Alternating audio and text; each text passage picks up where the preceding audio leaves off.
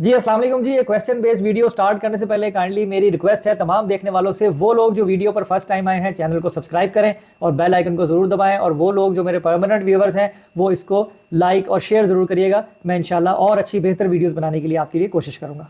Hello viewers, अस्सलाम वालेकुम, मैं हूं Ali and welcome to my channel Sonic Expert. आज की वीडियो क्वेश्चन बेस्ड वीडियो है। मुझसे एक सवाल पूछा गया मेरे सब्सक्राइबर की तरफ से।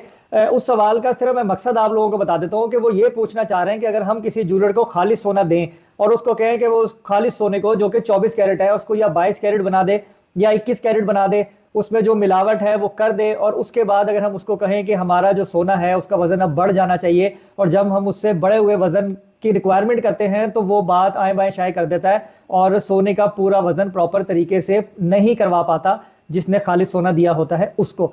देखें, फिर दोबारा से मैं बात को इसी तरह शुरू करूंगा कि सबसे पहले जूलर को तो सारे मामलात पता होते हैं, सुनार को तमाम चीज़ें पता होती हैं कि कहाँ कहाँ लूप होल मौजूद है, कहाँ से जो है वो धोखा दिया जा सकता है और कहाँ पे किस तरीके से हिसाब को मैनेज किया जा सकता है कि जो ख़रीदने वाला है वो उस चीज़ को ना पकड़ सके। तो ये सारी चीज़ तो हर इंसान के अपने दीन ईमान पर होती है कि आया कि वो धोखा देने की इंटेंशन रखता है या वो ईमानदारी से सौदा बेचने की नीयत रखता है। ये तो हो गया एक बात। दूसरी बात यह है कि देखें, मैं पहले भी कह चुका हूं कि आप लोगों को खुद खरीदना आना चाहिए।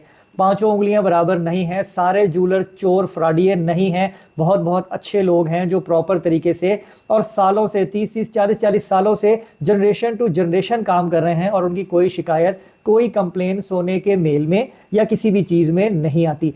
तो तरीक़ेकार अब मैं आपको बताने लगा हूँ। फॉर एग्जाम्पल, आपने 1 तोला सोना दिया 24 कैरेट। अब खालिश सोना आपने 1 तोला अगर दे दिया जेवर बनने के लिए, तो आपको ये पता होना चाहिए कि कितने फीसद मिलावट ऐड करने से आपका सोना 24 कैरेट से 22 कैरेट पे शिफ्ट होगा या 22 कैरेट से 21 कैरेट पे शिफ्ट होगा। मेरे चैनल पर गोल्ड की हॉल मार्किंग से रिलेटेड वीडियो अपलोड है, लेकिन मैं वो तमाम वीडियो ज़रा नए तरीके से दोबारा भी बनानी शुरू करूंगा ताकि आप लोगों तक सही मुस्तरद इंफॉर्मेशन पहुंच जाए। देखें, 21 कैरेट सोना जो है वो 87.5% प्योर होता है, यानी कि जो बाहर से ज्वेलरी आती है उस पर हॉल मार्किंग हुई भी होती है 875 की। 875 स्टैंड्स फॉर 87.5% प्योर गोल्ड, और बाकी उसमें इम्प्योरिटी होती है। अब 87.5 के अंदर हम कितनी रेशो जमा करेंगे तो 100 यानी खालिश सोना होगा तो वो बनती है 12.5%। तो किसी भी गोल्ड वेट में खालिश सोने में 12.5% जब आप ऐड करोगे तो वो आपका 21 कैरेट सोना बन जाएगा। इसी तरीके से अगर 18 कैरेट करना हो तो उस पर हॉल मार्किंग होती है 750, यानी 25% उसमें इम्प्योरिटीज़ ऐड करेंगे तो वो खालिश सोना आपका 18 कैरेट बन जाएगा। इसी तरीके से अगर 22 कैरेट सोना हो तो उसकी हॉल मार्किंग होती है 916। 916 का मतलब है 91.6% प्योर गोल्ड, और बाकी जो है वो इम्प्योरिटीज़ होती हैं।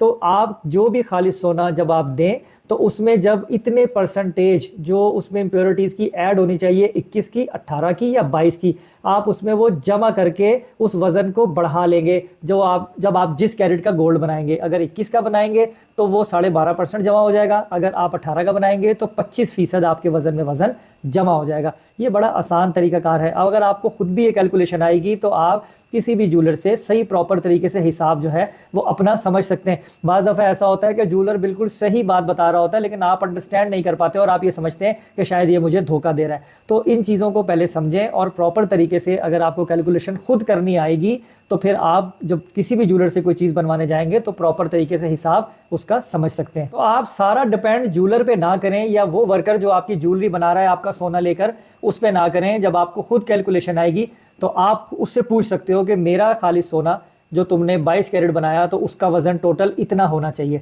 अब उसमें एक चीज़ और ऐड होगी। देखें, अभी तो हमने खाली सोने को मेल करके उसका वजन बढ़ा लिया, उसके कैरेटेज ड्रॉप कर दिए। अब बाकी आ जाते हैं ज्वेलरी बनाने के एक्सपेंसेस, जिसमें वेस्टेज जिसे पॉलिश कहते हैं वो शामिल होती है, और फिर जो मजदूरी, जो भी आइटम आप बनवाएंगे उसकी जो लेबर होगी वो ऐड होगी। ये दोनों चीज़ें सेपरेट होती हैं। यानी आपके खालिश सोने में इम्प्योरिटीज़ ऐड करके जब वो उसको 22 कैरेट या 18 कैरेट बना लेगा तो उसके ऊपर जो पॉलिश ज्वेलरी बनाने पे जो उसकी जाएगी वो अलग से चार्ज करेगा और ऐड करके जो है वो आपको बताएगा या तो आप उस कैरेट गोल्ड के पैसे उसको दे दो या प्योर गोल्ड की अपनी कीमत बना के उस कि जो अपना गोल्ड जिस कैरेट का उसने लगाया है उसमें चाहे आप कीमत से कीमत एडजस्ट करवा दो या बनवाई के साथ एडजस्ट करवा दो, तो ये सारी चीज़ें प्रॉपर तरीके से कैलकुलेट करके आसानी की जा सकती हैं। तो मैं उम्मीद करता हूँ कि आपको मेरी बात समझ में आ गई होगी, लेकिन अगर फिर भी कोई चीज़ आप पूछना चाहें तो इंस्टाग्राम पर मैसेज करें या वीडियो के नीचे भी मैसेज करें। इंशाल्लाह मैं कोशिश ये करूँगा कि मज़ीद रहनुमाई आपकी कर सकूँ। तो नेक्स्ट वीडियो में इंशाल्लाह नए किसी सवाल पर दोबारा मुलाकात होगी। अपना बहुत ख्याल रखें, मुझे दुआ में याद रखिए। अल्लाह हाफिज़।